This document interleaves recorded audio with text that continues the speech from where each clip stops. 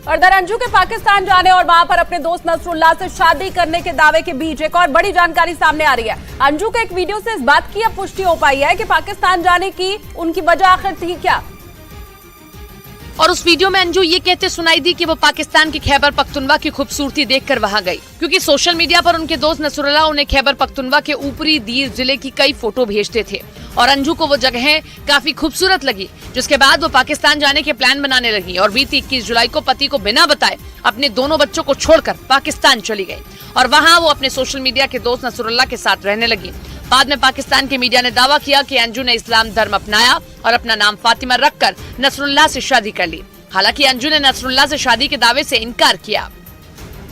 और इन सबके बीच राजस्थान के अलवर से पाकिस्तान गई अंजू पर खुफिया एजेंसियों ने अपनी जांच शुरू कर दी है। खुफिया एजेंसियों के मुताबिक अंजू के पाकिस्तान जाने वाले मामले में कई स्तर पर कानून का उल्लंघन हुआ है और अंजू का पाकिस्तान में जिस तरह से स्वागत किया गया और उन्हें कई तोहफे दिए गए, वो सभी जांच एजेंसियों को प्रायोजित लगा। जांच एजेंसियों को इस बात की आशंका है कि पाकिस्तान में अंजू का स्वागत करने वाले लोगों ने ही वीजा बनवाने और पाकिस्तान में दाखिल होने में अंजू की मदद की। जांच एजेंसियों की माने तो अंजू को पेशेवर तरीके से गाइड किया गया, जिसके बाद अंजू ने अमृतसर के वाघा बॉर्डर से पाकिस्तान जाने का रास्ता चुना।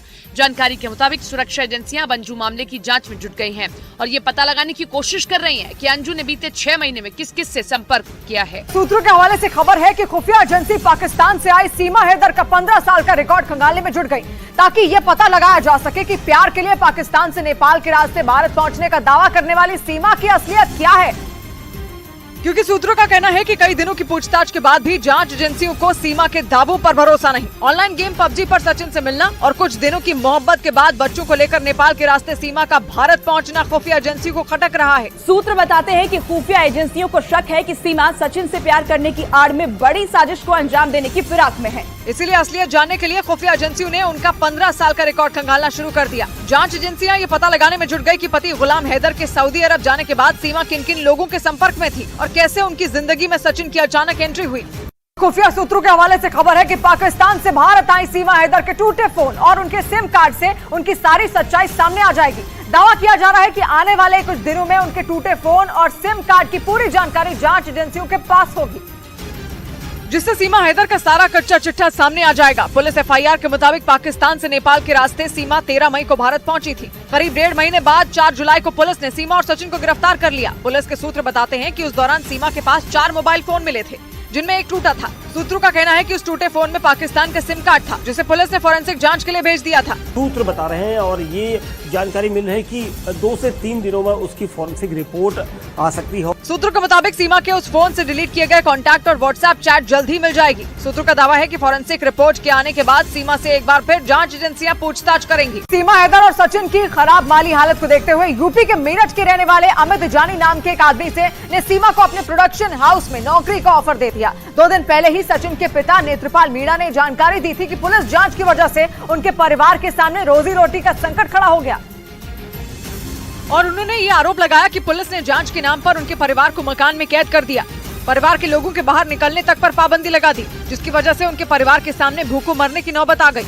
इस खबर के सामने आने के बाद मेरठ के रहने वाले और मुंबई में अपना प्रोडक्शन हाउस चलाने वाले अमित जानी ने सीमा हैदर को नौकरी का ऑफर दे दिया, ताकि उनके परिवार को खाने पीने की कोई दिक्कत न हो। हमने ऑफर किया है सीमा हैदर को कि अगर वो चाहे तो हमारे प्रोडक्शन हाउस में काम कर सकती है, हम उसे काम दे सकते हैं। अमित जानी ने यह भी कहा कि भारत में जिस तरीके से सीमा हैदर आई हैं, वो उसका समर्थन नहीं करते। हालांकि वो मदद करने के लिए सीमा को काम देने के लिए तैयार हैं।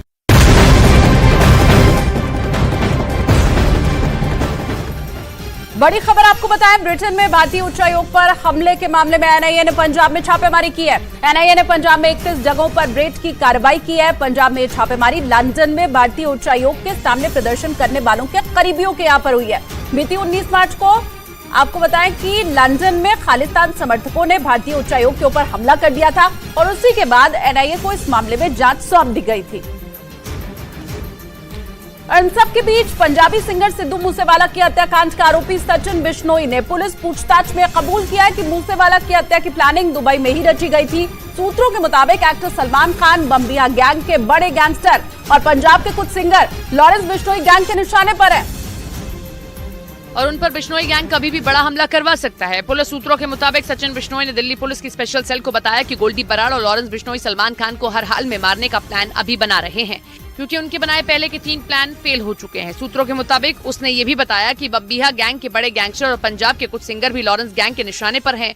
सूत्रों के माने तो सचिन बिश्नोई ने दुबई में रहते हुए कई बार गोल्डी बराड़ से बात की और लॉरेंस बिश्नोई से तिहाड़ जेल में फोन पर बात की गई। सचिन बिश्नोई को दिल्ली पुलिस की एक टीम अजरबैजान से भारत ले आई, जिसके बाद कोर्ट ने उसे 10 दिनों के लिए पुलिस हिरासत में भेज दिया। सचिन बिश्नोई गैंगस्टर लॉरेंस बिश्नोई का भांजा है, जिसे पिछले साल अगस्त में अजरबैजान में गिरफ्तार किया गया था और करीब 1 साल बाद दिल्ली पुलिस की एक टीम उसे अजरबैजान से लेकर भारत पहुंच गई। पिछले साल 29 मई को पंजाब के मानसा में दिन दहाड़े पंजाबी सिंगर सिद्धू मूसेवाला की हत्या कर दी गई थी। दिल्ली पुलिस के मुताबिक हत्याकांड से कुछ रोज पहले ही सचिन थापन फर्जी पासपोर्ट से विदेश भाग गया था। दिल्ली पुलिस ने बताया कि सचिन थापन न सिर्फ हत्याकांड की प्लानिंग में शामिल था, बल्कि उसने ही शूटरों का इंतजाम किया था। जैसा कि उसने बताया कि एक तो बोलेरो जिसपे सिद्धू को चेज किया गया वो सचिन थापन ने ऑर्गेनाइज कराई।